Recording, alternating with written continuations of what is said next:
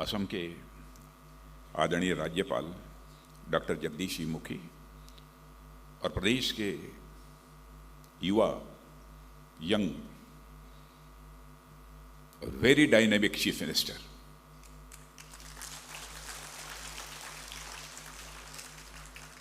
Imaginative chief minister,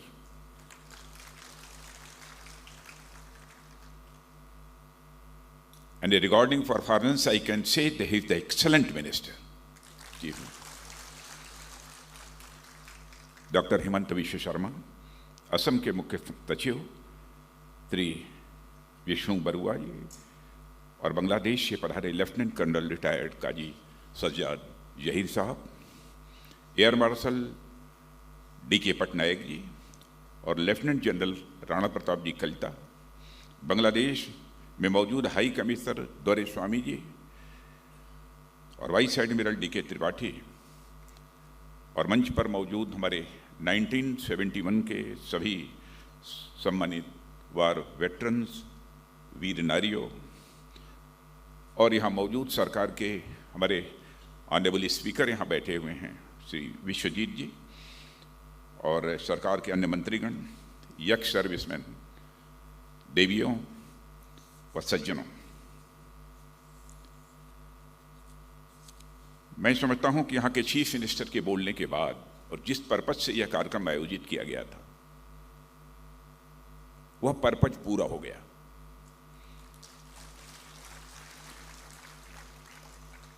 और मुझे बोलने का कोई विशेष औचित्य नहीं रह गया है,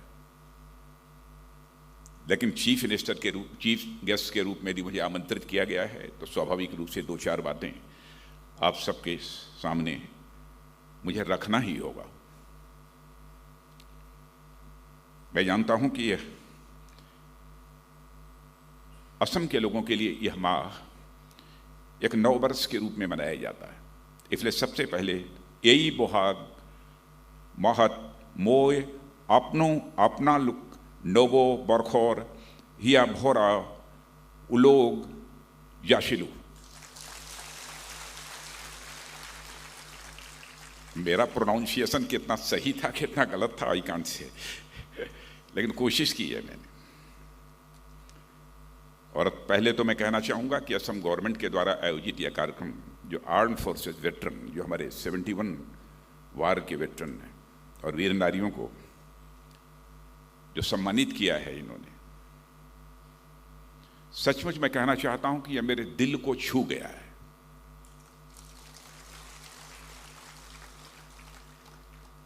और यह केवल 71 के वार के वेटरन्स का ही सम्मान नहीं है, बल्कि मैं मानता हूं कि हमारे हिंदुस्तान में आज जितने भी वार वेटरन्स हैं यह उनका सम्मान यह असम की गवर्नमेंट ने किया है। 71 वार के वेटरन्स हैं उनका तो किया ही है, बल्कि सारे हिंदुस्तान के जितने हमारे वेटरन्स हैं उन सभी के प्रति उन्होंने यह सम्मान व्यक्त किया है। प्रतिवर्ष हम लोग जनवरी के महीने में वेटरन्स डे मनाते हैं, लेकिन कोविड के संकट के कारण इस बार जनवरी के महीने का भी यह वेटरन डे का कार्यक्रम स्थगित करना पड़ा है। कार्यक्रम निर्धारित था लेकिन फिर भी कोविड के कारण उसे स्थगित करना पड़ा। और इसे मैं संयोग मानता हूं कि असम सरकार ने, यहाँ के चीफ मिनिस्टर श्री हेमंत विश्व शर्मा ने अप्रैल के महीने में ही यह जो कार्यक्रम आयोजित किया है 71 वार के वेटरन्स के लिए, तो मैं यह मानता हूं इस साल यदि वार वेटरन्स का कार्यक्रम नहीं हो पाया है तो इस असम गवर्नमेंट ने 71 वार के वेटरन्स का कार्यक्रम आयोजित करके उन्होंने एक प्रकार से सभी देश के वेटरन्स हैं उनके प्रति अपने सम्मान की अभिव्यक्ति की है। जब मुझे उन्होंने इस कार्यक्रम के लिए बुलाया, पहले मुझे लगा तो वार वेटरन्स के कार्यक्रम में तो मैं जाता ही रहता हूं और सामान्यतः वार वेटरन्स के जब भी कार्यक्रम होते हैं अथवा हमारे वेटरन्स के जो कोई कार्यक्रम होते हैं सामान्यतः मैं उसे कैंसिल नहीं करता हूं। प्रोफेशन से तो मैं टीचर रहा हूं, लेकिन बचपन से ही, क्योंकि जिस समय मैं पढ़ रहा था एक बार 60 सर्विस कमीशन की परीक्षा में बैठने का मुझे भी अवसर प्राप्त हुआ, क्योंकि सेना में जाकर सेवा करने का भाव मेरे अंदर था। लेकिन उसी समय हमारे पिता की मृत्यु होने के कारण शायद हमारी वो मुराद पूरी नहीं हो पाई थी। इसलिए सेना के प्रति और सैनिकों के प्रति स्वाभाविक रूप से मेरे मन के अंदर एक भाव रहता है, सम्मान का भाव रहता है। पर केवल मेरे मन के अंदर रहता हो ऐसा नहीं है, मैं मानता हूं कि हर भारतवासी के मन में रहता है। और मुझे याद आती है एक बात, हमारे हिंदी के एक माने जाने कवि, पोएट माखनलाल जी चतुर्वेदी, उन्होंने एक कविता लिखी है।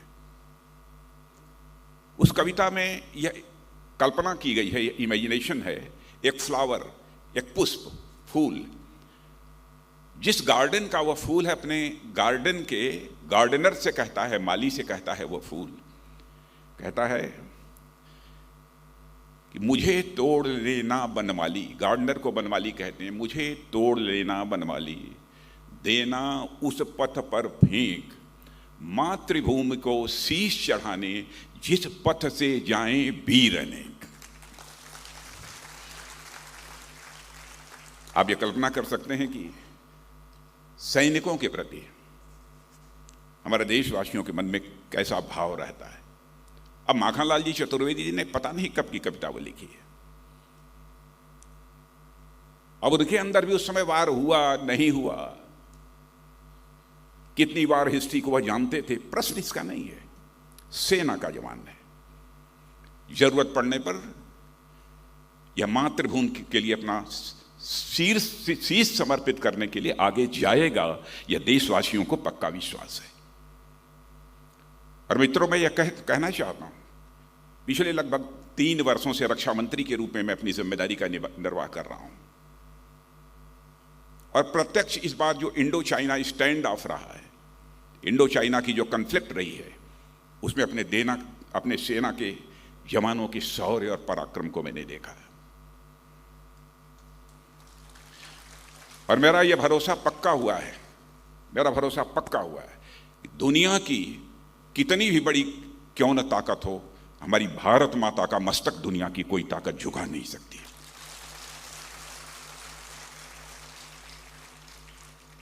डेमोक्रेसी में विरोधी दल भी होते हैं, मैं सभी विरोधी दलों पर कोई आरोप नहीं लगाना चाहता, लेकिन कुछ लोग ऐसे होते हैं कि जब कभी कुछ ऐसी बातें बोल देते हैं जिससे लगता है कि कहीं ना कहीं हमारे देश की सेना के जवानों के शौर्य और पराक्रम को छोटा करके देखने की कोशिश की जा रही है, तो उस समय सदमा पहुंचता है, ठेस पहुंचती है।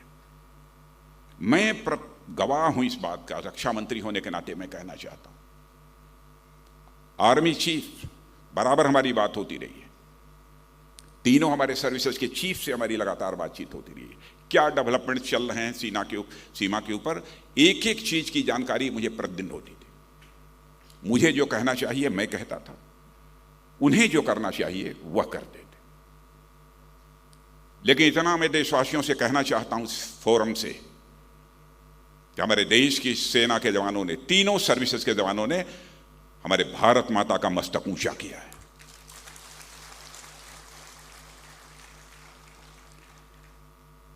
भारतीय सेना में अपनी जवानी खपाने के बाद जब कोई वेटरन बनता है और सक्रिय सेवाएं जब उसकी समाप्त हो जाती हैं, तब भी मैं मानता हूं कि उसके अंदर का सैनिक जीवित रहता है।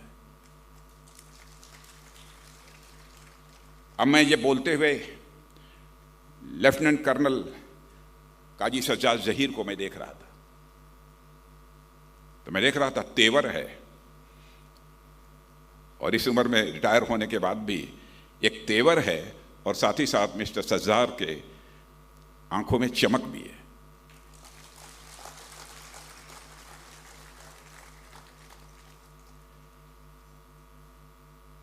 और आज तो हमारे सेना में लगभग मोर देन 15 लाख, 15 लाख से अधिक ये जवान हैं, और वेटरन्स की संख्या तो इससे बहुत अधिक है। अच्छा, मुझे जानकारी नहीं थी कि हमारे नॉर्थ ईस्ट में इतने ज़्यादा वेटरन्स हैं। मुझे बताया गया कि अप्रॉक्सीमेटली 40,000, 38 to 40,000 ये हमारे वेटरन्स नॉर्थ ईस्ट में है। यानी बड़ी संख्या में नॉर्थ ईस्ट से लोग सेना में देश सेवा के लिए अपना जीवन समर्पित करने के लिए जाते हैं, भाग लेते हैं। बहुत बड़ी बात है, और मेरा पूरा विश्वास है कि यदि सक्रिय सैनिक भारत की ताकत हैं तो वहीं पर हमारे जो वेटरन्स बैठे हैं, हमारी जो वीर नारियां हैं, आप हमारी इस इंस्पिरेशन है, आप हमारी प्रेरणा है। यह हमारा सौभाग्य ही नहीं तो इसे और क्या कहा जाए। हमारे पास कारगिल की लड़ाई लड़ने वाले वीर सैनिक यहाँ पर मेरी आंखों के सामने प्रत्यक्ष बैठे हुए हैं 1971 के, तो 1965 की लड़ाई लड़ने वाले भी लोग मुझे बताया गया है कि इस कार्यक्रम में मौजूद हैं। देश की आन बान शान के लिए इन्होंने अपना सर्वस्व न्यौछावर कर दिया है। पिछले दिनों, आज के लगभग 15-20 दिन पहले, जो भारत के डिफेंस सेक्रेटरी रहे हैं बोरा साहब, और हमारे जम्मू कश्मीर के गवर्नर भी रहे हैं, उन्होंने मुझे एक कार्यक्रम में आमंत्रित किया। एक पुस्तक का वहाँ पर विमोचन करना था। मैं उस पुस्तक का विमोचन करने वहाँ पहुँचा। स्वाभाविक है, जब सेना से संबंधित कोई काम होता है तो मैं समय निकालकर वहाँ पहुँचने की कोशिश करता हूँ, और मैं गया। वहाँ पर 1971 की वार में बढ़ चढ़ कर हिस्सा लेने वाले एक जनरल एस एस मेहता थे।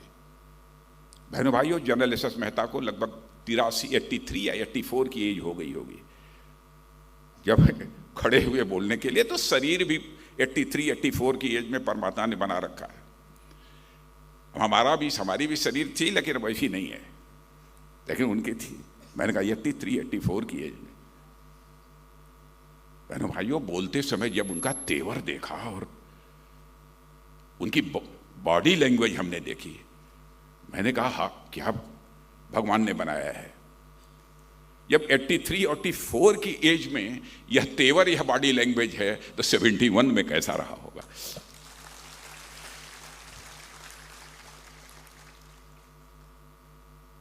यही मैं देख रहा था, यहां पर जो हमारे 71 के लड़ने वाले जो सिपाही बैठे हैं, आप सब जब खड़े हो रहे थे ना, तो मुझे लगता था एकदम बिल्कुल,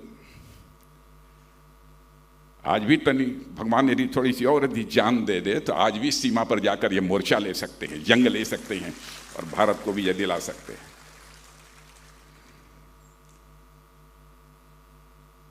भारत इनक्रेडिबल भारत है, अजेय भारत है।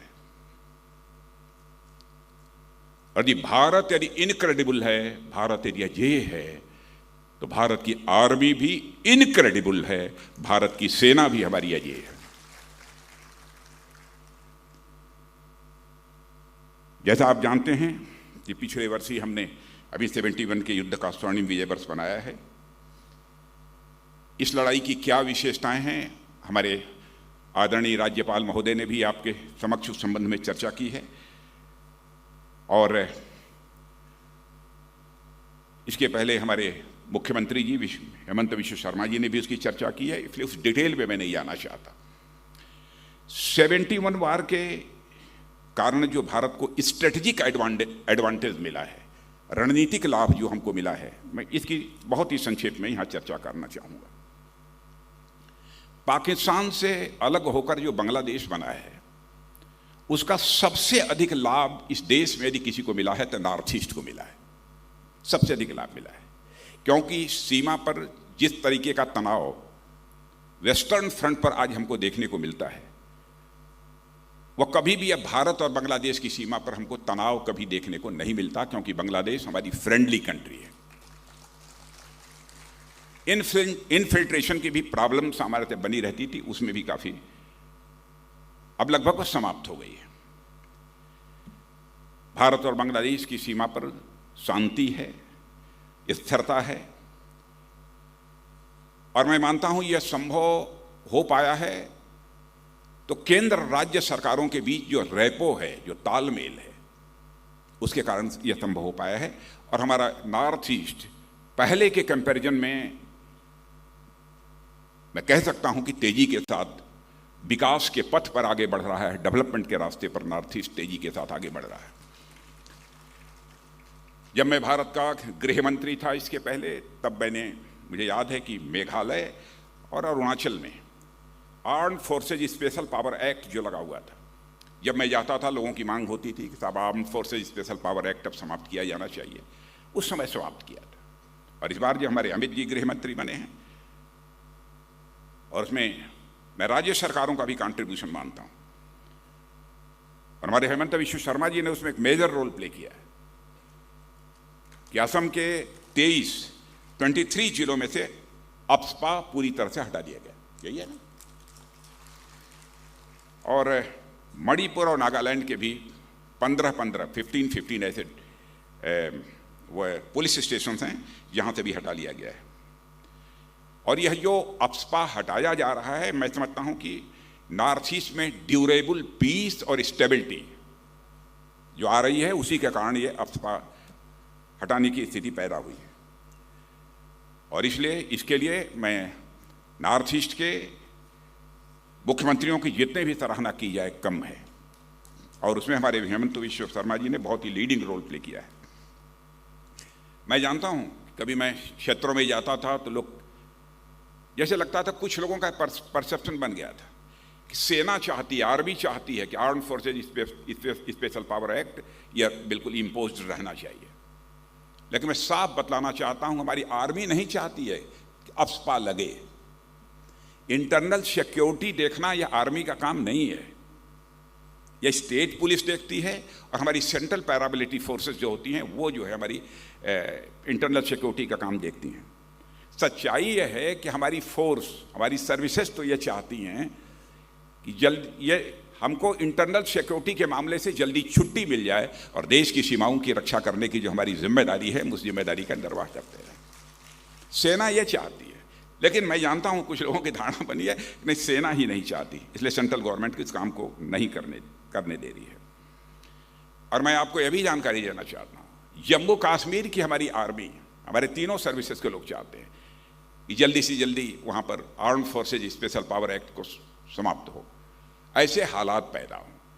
यदि arm forces special power act लगाना पड़ा है, लगा हुआ है, तो परिस्थितियां उसके लिए जिम्मेदार हैं, सेना के लोग उसके लिए जिम्मेदार नहीं है।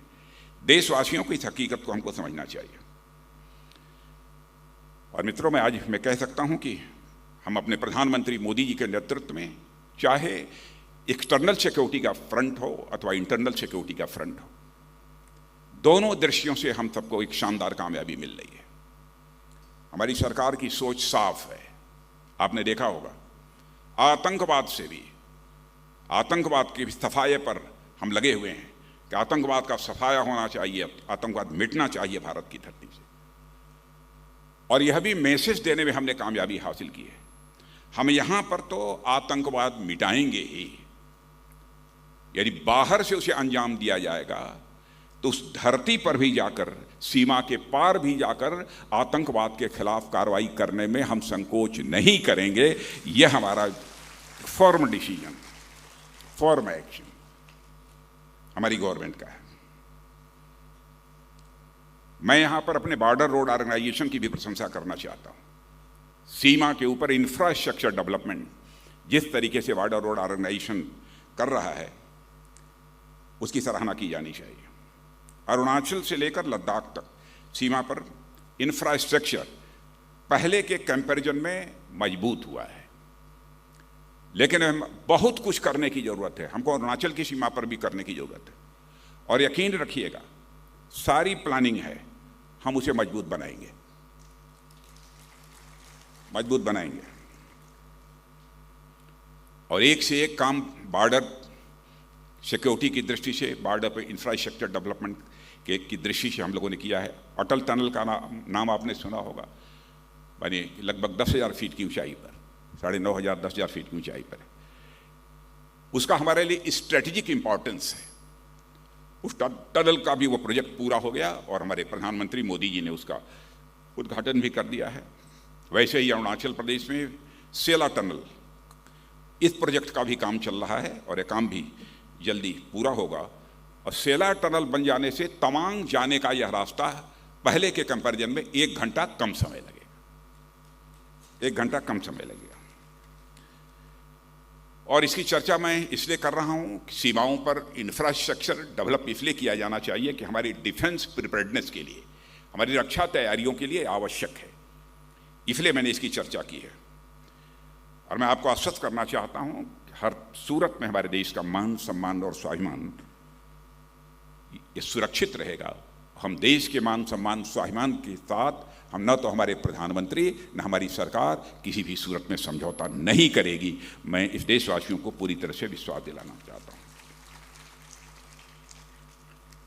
मित्रों, जब आज इन वीर नारियों और इन वेटरन्स के बीच में उपस्थित हूं तो मुझे सचमुच एक आत्मिक सुख मिल रहा है। पुण्य कमाने की दृष्टि से नहीं है। पुण्य कमाने की दृष्टि से तो बहुत सारे काम किए जाते हैं जो इच्छा नहीं होती तब भी काम किया जाता है, लेकिन यहां आकर इन वीर नारियों को देखकर और अपने इन वेटरन्स को, एक 71 के वेटरन्स को देखकर मुझे आत्मिक सुख की अनुभूति हुई है। और जिस सभागार में हम यहां पर उपस्थित हैं, जिसे कला क्षेत्र श्रीमंत शंकर देव जी के नाम पर है, और मुझसे अधिक अच्छी तरह आप जानते होंगे कि 15th और 16th सेंचुरी में जब हमारा पूरा समाज धार्मिक पाखंडों के कारण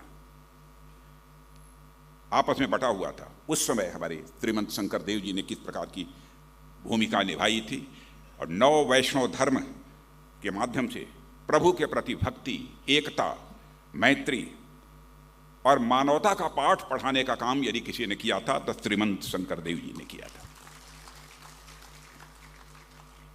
और एकता की यही भावना आगे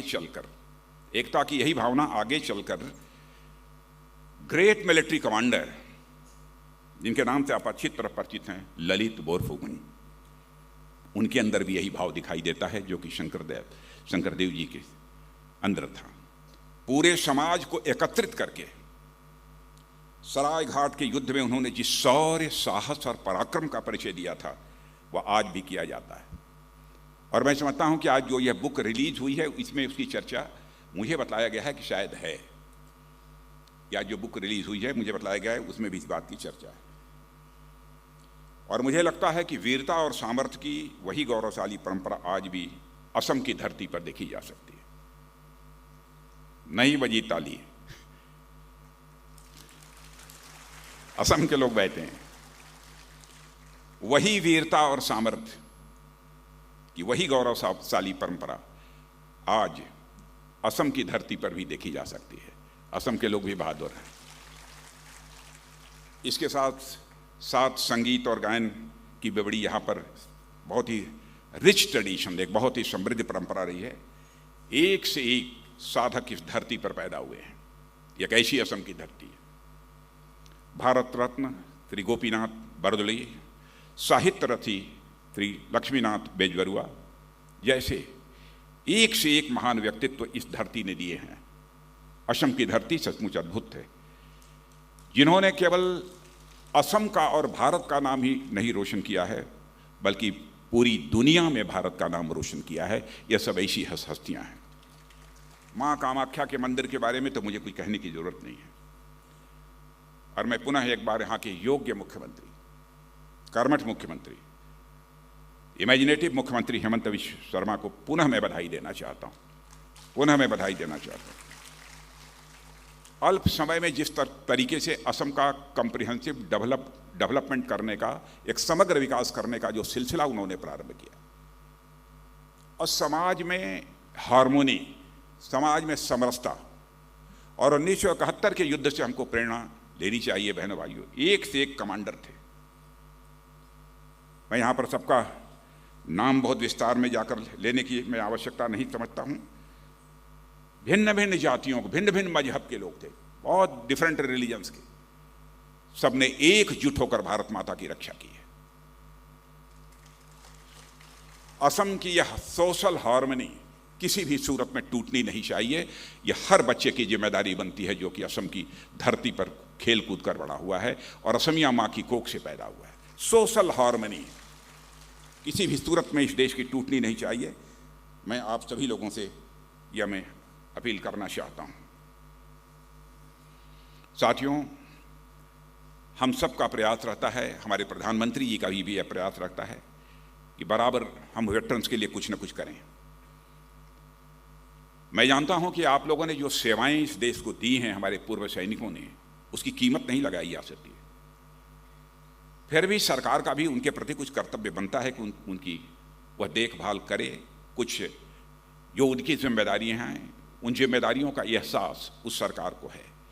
और मैं मानता हूं कि हमारे वेटरन्स भी आज हमारे देश के इंपॉर्टेंट एसेट हैं, मैं मानता हूं। और मातृभूमि की सेवा में जो आप लोगों ने त्याग किया है, बलिदान किया है, दिया है, उसकी कीमत नहीं चुकाई जा सकती है, यह भी मैं जानता हूं। लेकिन फिर भी गवर्नमेंट अपनी तरफ से कुछ जिम्मेदारियों का जो निर्वाह कर सकती थी वह करने की कोशिश की है। मैं कुछ चीज़ों की मैं चर्चा करना चाहूँगा। कुछ बातें तो वो जो कि वन रैंक वन पेंशन की चर्चा हमारे आदरणीय गवर्नर महोदय ने की है, तो उसके बारे में मुझे कुछ नहीं कहना है। हमारे प्रधानमंत्री ने जो अपने दायित्व का निर्वहन करना चाहिए सेना के प्रति, उसको किया है। रक्षा मंत्रालय का दायित्व संभालने के बाद कुछ काम मैंने भी, बहुत बड़े काम तो नहीं कहूँगा, लेकिन करने की कोशिश की है।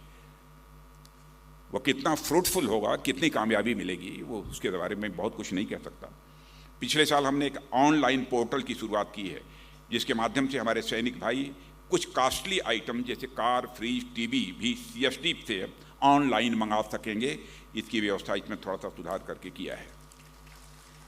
अब उन्हें बहुत जहमत उठाने की ज़रूरत नहीं पड़ेगी। कुछ लोगों ने कहा कि साहब बहुत सारे हमारे ऐसे वेटरन्स हैं जो कम पढ़े लिखे हैं, चीज़ों को नहीं समझ पाते या कंप्यूटर चलाना नहीं जानते। अरे मैंने कहा वो न जानते होंगे लेकिन उनका ग्रैंडसन जानता होगा। वो भले ही नहीं जानते होंगे लेकिन उनका ग्रैंडसन जानता होगा। साथियों, सैनिक के सम्मान और कल्याण के लिए मैंने कहा कि हमारी सरकार पूरी तरह से प्रतिबद्ध है। और 2006 से पहले एक मामला था जो मेरे संज्ञान में लाया गया था, मेरी जानकारी में, कि 2006 से पहले जो रिटायर हुए हवलदार, जिनको कि नायब सूबेदार के रैंक में रिवाइज्ड पेंशन का लाभ नहीं मिल पाता था, मैंने मंत्रालय को नई व्यवस्था बनाने को कहा और फरवरी 2020 में ऑर्डर हो गया। अब प्री 2006 में रिटायर्ड हवलदार जिनको ऑनरेरी नायक सूबेदार का रैंक मिला, उन्हें भी रिवाइज्ड पेंशन का अब लाभ मिल रहा है। और ऐसे करीब 75,250 ऑनरेरी नायब सूबेदारों को इसका लाभ मिल रहा है। शार्ट सर्विस कमीशन के माध्यम से सेना में आए अधिकारियों की शिकायत थी कि सेना की सेवा समाप्त होने के बाद उन्हें रैंक लगाने की इजाज़त नहीं थी। इस संबंध में भी आदेश जारी कर दिया गया है। 50 सालों में नेवी और एयरफोर्स के पर्सनल के लिए पेंशन रेगुलेशन को रिव्यू नहीं किया गया था, और हमने दिसंबर 2020 में तीनों सर्विसेज के पेंशन रेगुलेशन को रिवाइज करने के भी आदेश दे दिए हैं। पहले बैटल कैजुअल्टी के मामले में 2 लाख रुपए एक्स ग्रेशिया यह राशि दी जाती थी। मैं इसे पर्याप्त तो नहीं मानता हूं, लेकिन पहले अभी 4 टाइम्स उसको बढ़ाकर 8 लाख किया है। पूर्व सैनिकों की पेंशन से जुड़े मामले जो पहले बहुत इधर उधर लटके भटके अटके रहते थे, उनका सब हल नहीं होता था, तो इसके समाधान के लिए एक डेडिकेटेड पेंशन ग्रीवेंसेस सेल ये हमारे यहाँ मौजूद है, और 97% मामलों का सफलतापूर्वक इस समय निस्तारण हो रहा है या उनका समाधान निकल रहा है। पूर्व सैनिक के परिवारों को ECHS माने ex service man contributory health scheme की सुविधा बड़े पैमाने पर बढ़ाई गई है, और अब यह सुविधा वर्ल्ड वार सेकंड के वेटरन्स, इमरजेंसी कमीशन ऑफिसर्स के साथ साथ शार्ट सर्विस कमीशन के अधिकारियों को भी अब दी जा रही है। कई रिफॉर्म्स भी हम लोगों ने किए हैं डिफेंस के क्षेत्र में। ऑर्डिनेंस फैक्ट्री बोर्ड की लगभग 41-42 फैक्ट्रियाँ थी, सबको मिला जुलाकर 7 हम लोगों ने डिफेंस पब्लिक सेक्टर अंडरटेकिंग्स बना दी हैं। एक रिफॉर्म ये हुआ है। एक काम और तय किया है, पहले जो हथियार, प्लेटफॉर्म, टैंक, बहुत सारी चीज़ें हम जो बाहर से मंगाते थे, हम लोगों ने तय किया है कि अब हमें भारत को सेल्फ रिलायंट बनाना है, भारत को हमको आत्मनिर्भर बनाना है।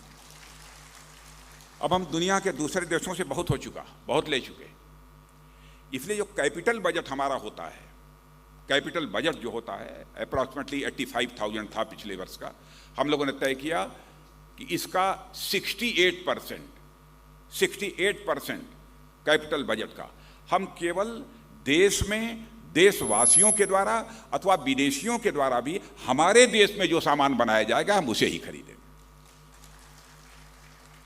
यह हम लोगों ने कहा।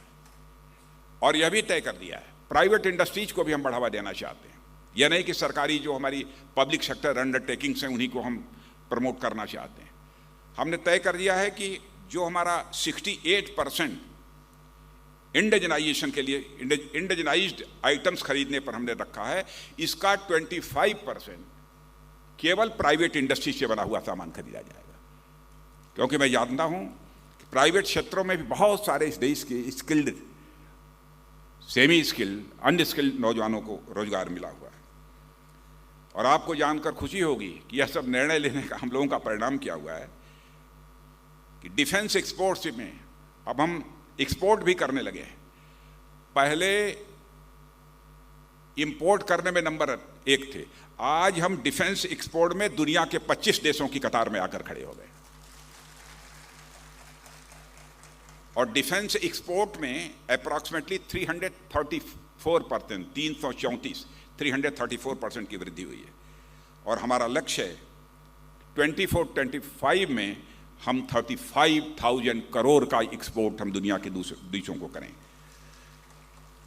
और मैं कह सकता हूं कि डिफेंस मैन्युफैक्चरिंग में आने वाले डिकेड में हमारा यह देश, यह डिकेड, यह जो दशक होगा, एक रोरिंग 20s के नाम से जाना जाएगा, ऐसा मेरा विश्वास है। बहन भाइयों,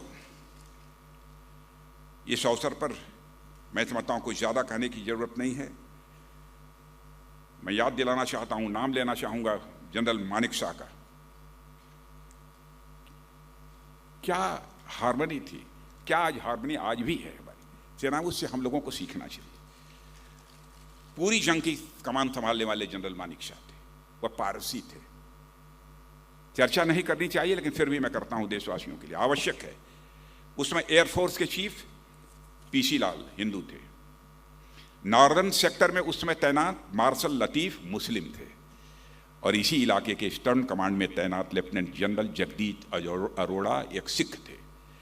हमें ध्यान नहीं आता क्योंकि सैनिक वर्दी पहनने के बाद सिर्फ एक ही पहचान रखते हैं, सैनिक की पहचान रखते हैं। और साथियों, मैं आपसे भी और देशवासियों से भी मैं अपील करना चाहता हूं कि हम देशवासियों को भी अपने सैनिकों की तरह ही इसी निष्ठा और इसी कर्तव्य भाव का अनुकरण करने की जरूरत है, उसी को हमको फॉलो करने की जरूरत है।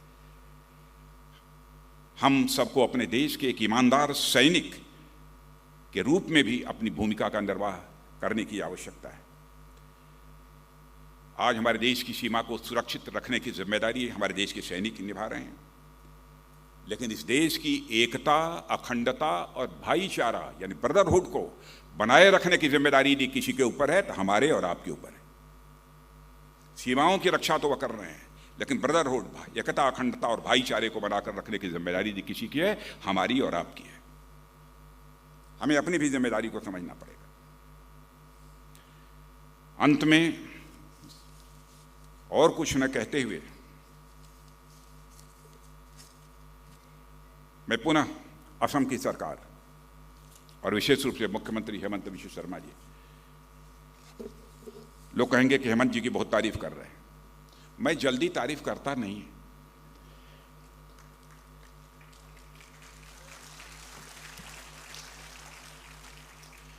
माने यू कंपेल्ड मी टू तारीफ। तारीफ करने के लिए मजबूर कर दिया है। और मैं समझता हूं कि जो कुछ भी असम की सरकार ने हेमंत बिश्व शर्मा के नेतृत्व में किया है, इसको हिंदुस्तान के अन्य राज्यों के लोग भी इसे फॉलो करेंगे, मेरा विश्वास है।